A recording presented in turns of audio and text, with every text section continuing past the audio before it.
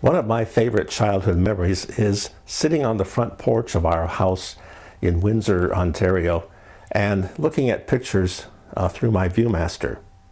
I had quite a collection of scenic reels, and one of the reels I enjoyed the most was this one of the Grand Canyon of the Colorado River in Arizona. I used to spend whole afternoons looking at the three-dimensional pictures on this reel.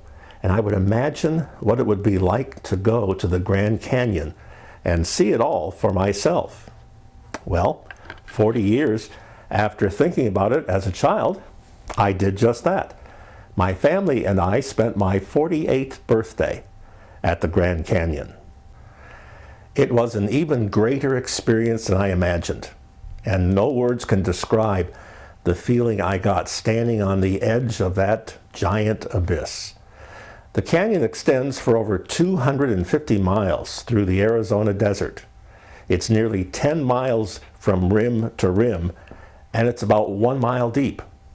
The mixture of subtle hues is clearly seen in the various levels of exposed rock. Small trees cling for their very lives on the edge of the precipice. Squirrels and birds scratch out a living in the dusty crevices of the rock walls. And down at the very bottom, so distant it looks like a quiet stream, is the mighty Colorado River. From the rim of the canyon, it is difficult to imagine that the river is deep, swift, and full of rapids and dangerous. And no one knows, perhaps, just how many human lives have been lost in the wild rapids of the Colorado River. Evolutionists have stood on the brink of the canyon and surmised that the river has spent 9 million years carving out the canyon. But as I stood on the edge of the chasm and looked down into its depths, I was not impressed with what a river and erosion can do to rock. I did not see a canyon cut by 9 million years of erosion. I saw a creation of God. The rocks of the Grand Canyon are the type of rocks that are laid down by water, sedimentary rocks. The Arizona desert was once the bottom of a sea. The Bible describes it in Genesis. A flood covered the entire earth, laying down sedimentary rocks virtually everywhere, including northwestern Arizona. As the waters of the flood began to recede, they churned and carved out the main features of the Grand Canyon. When the floodwaters were gone, all that remained was the Colorado River and its huge canyon.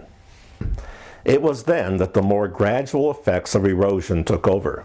The river carved the canyon deeper, and wind, rain, and snow widened it. But it was the Genesis flood that put it there. Childhood memories mingled with spiritual thoughts in my mind as I gazed into that tremendous chasm. I realized what a work of God the canyon really was, and I realized what an awesome God I serve, who could create this wonder, not in 9 million years, but in about 1 year, as the flood he sent covered the earth. I was not looking at the Grand Canyon of the Colorado. I was looking at the Grand Canyon of God.